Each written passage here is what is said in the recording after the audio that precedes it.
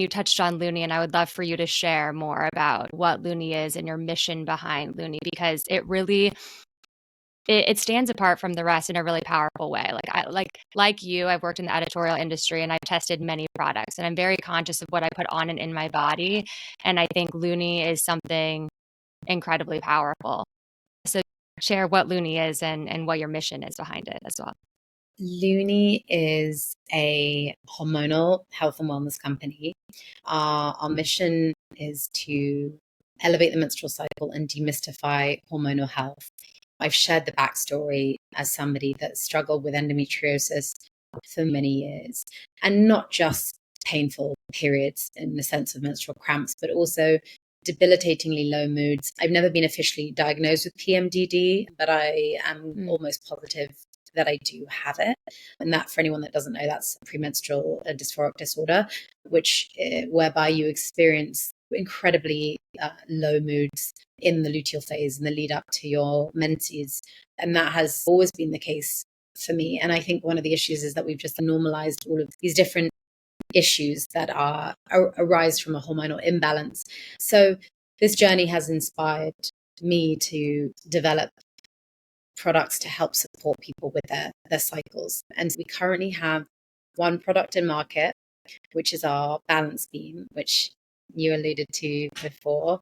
And this product is our formulation consists of adaptogens, vitamins, minerals, and nootropics in their most bioavailable form. We also conducted a third-party study to really try to prove efficacy of the product. What we were finding is that a lot of products sort of within the wellness space are just, you're either kind of sitting in the wellness box or you're sitting in the pharmaceutical realm. And it felt Eastern and Western approaches just weren't really being blended enough when it came to formulation and the approach that was behind a lot of these products. We started by bringing together an incredible board of physicians to be able to cover all grounds. And by that, we have an OBGYN on our team that specializes in pelvic pain. We also have an OB who's board certified in integrative medicine. We have a physician who specializes in reproductive health. We have another in hormonal health. And then we have a herbalist on our team as well, and a female urologist. There aren't many female urologists in the US, so I always feel very special that we have one of the few. And again, I come back to what it means to take a holistic approach. And for us, that was looking and drawing from Ayurvedic philosophies, traditional Chinese medicine, and really trying to come up with a formulation that was efficacious. And tangible products, we have one. We're also launching another one in October, which is called the Rub, and that will be an all-purpose topical to help support the aches and pains that one experiences during their cycle. But for us, when we talk about Looni, and I think about Looni, our goal long term is to really be a hub and create a hormonal health and wellness platform. So that for me has always been so much more than just tangible products. We want to encourage people to establish a toolbox because we've all experienced our cycles differently. And yes, there are a lot of products and there are a lot of different botanically derived ingredients that can help support your cycle.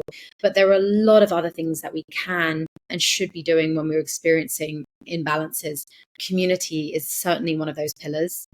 We have an incredible online community that for any of your listeners that might benefit from joining, it's free and it's really just a space where we support those with chronic conditions like endometriosis, like PCOS, PMDD, fibroids, but also just supporting on different phases of the hormonal life cycle. So whether that's abortion, infertility, pregnancy loss, it's pretty hard to be a woman and travel through all of these different phases without any challenges along the way.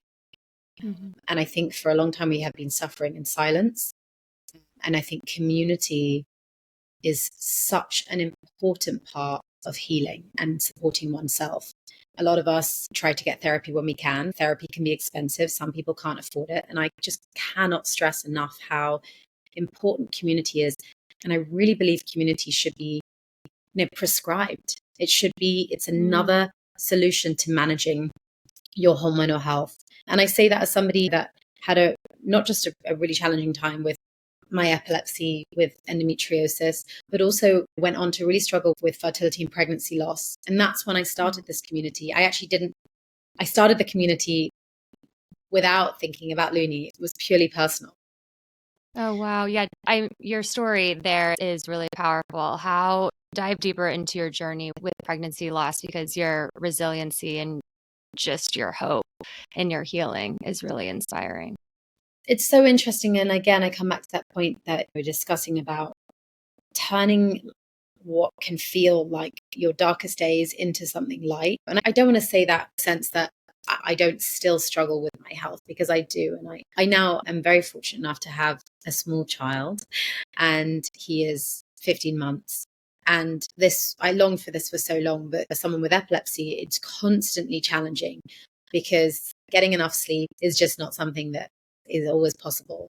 And my condition is triggered by sleep. I still live with this condition every day, in the same sense that I still have endometriosis. I haven't cured these conditions. I have just got a better hold on managing them.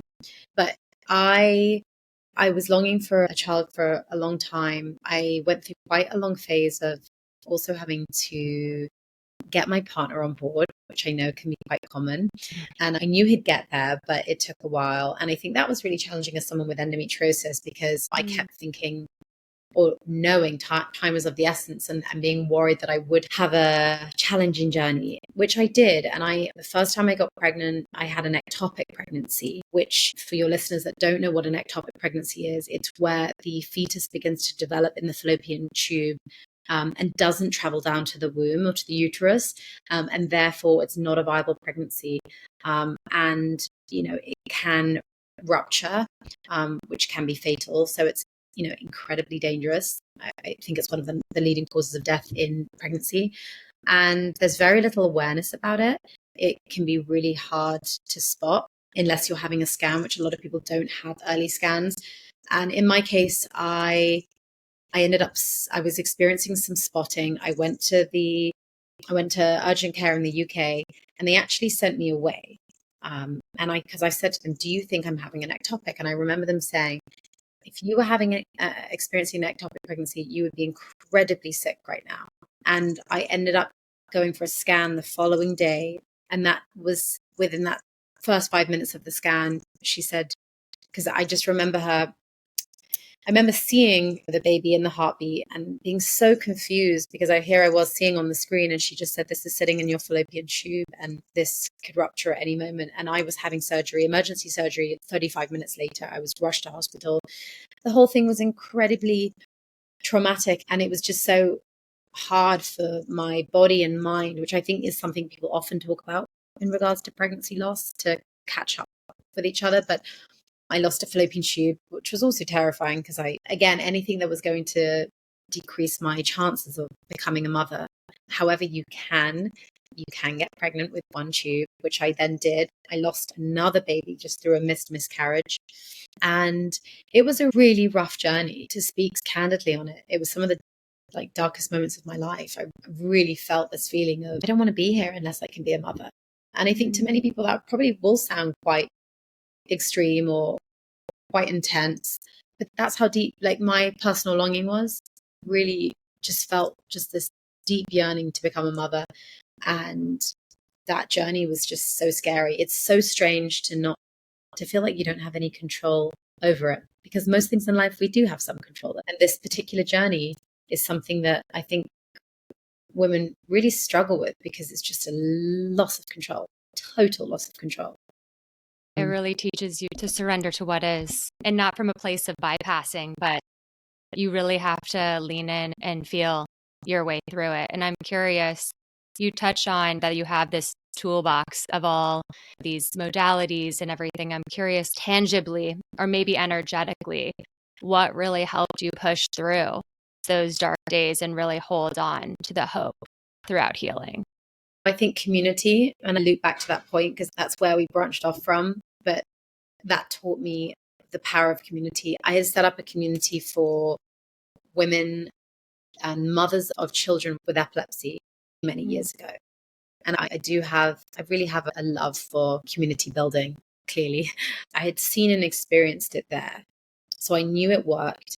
And what I found was during those really dark days, I became very like laser focused, almost quite obsessed with finding stories of people who were experiencing losses in the same way I had. Like I needed to find somebody else that had an ectopic pregnancy, followed by another pregnancy loss, a miscarriage, and then gone on to have a healthy pregnancy. Because without that information, I was losing hope. And so I found myself searching like 3 a.m. lying in bed and going on all these sort of like forums. And I started to just gravitate towards other women that were struggling with fertility as well, whether they were struggling with IVF or pregnancy loss. And it really, for me, it felt like it was all I wanted to talk about, because it was just, that was what was running through my head every day. And there was only so much that I think my husband could support me on, friends that weren't going through it. There was only so much like perhaps they could say. And I also felt like I didn't want to share it with a lot of people. And meanwhile, you're just being bombarded with pregnancy content, like everywhere you look. And it's like the algorithm knows, right, that you want to be pregnant. So you're getting targeted left and center with this pregnancy thing and that pregnancy thing. And it was like, I would walk out in the street and all I could see was pregnant women. I remember working from my kitchen table. It was the same thing, just pregnant women going past. But the community really carried me through. And I continue to use community as a tool to really support me through. I'm now a mom. I'm on an incredible mums group. Obviously, Looni community still exists, and I use it really the space to help with cycle management. There's a lot of information that's shared around physicians and a lot of other solutions. So I cannot stress enough how important I think community is. So for anyone that's listening, please come and join our community. In terms of other tools in the toolbox, cycle awareness, incredible tool. And by that, really starting to pay attention to your cycles. We all experience different cycles. Some of us ovulate, some of us don't. Some of us ovulate day 14, some of us don't. We have different lengths of cycles. But really starting to tune in and become intimate with your natural rhythm can be done through taking your basal body temperature. You might not be trying for a baby, but you might want to start doing that. Recognizing when your body's ovulating, looking at your cervical mucus, not being afraid to explore. I think we've been far removed from our own bodies in many respects.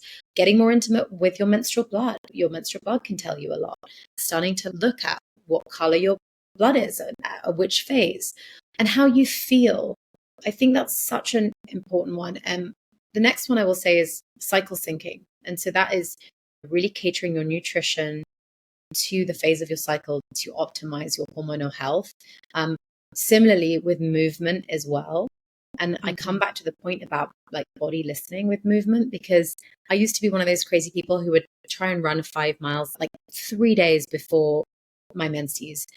And I just wouldn't be able to comprehend why I was struggling to run 5 miles. Yet I'd remembered like, oh, but I had this amazing run the other day and I had so much energy. And I would like berate myself that I didn't have the energy. And then I started to understand that going on a 5-mile run 3 days before your period starts is not the best time to do that cardio, because your body is already in stress state and you're therefore just boosting your cortisol and it's just throwing your system off.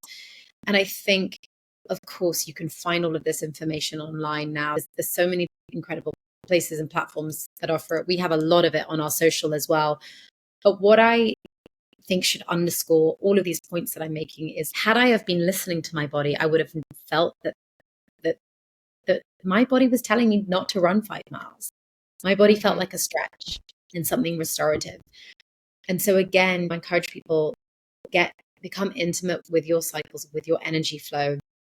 Listen to your creativity, listen to your mood, listen to how you need to sleep, how you need to eat. The amount of times you hear people criticizing themselves because, oh, my period's due, I've eaten everything in the house. Yeah, your metabolism is speeding up. You need more calories at that point. Listen to your body. It's okay. Yeah, 100%. We need to find grace and be gentle throughout, which can be hard as a high achiever, and which you definitely are as a multidimensional high achiever.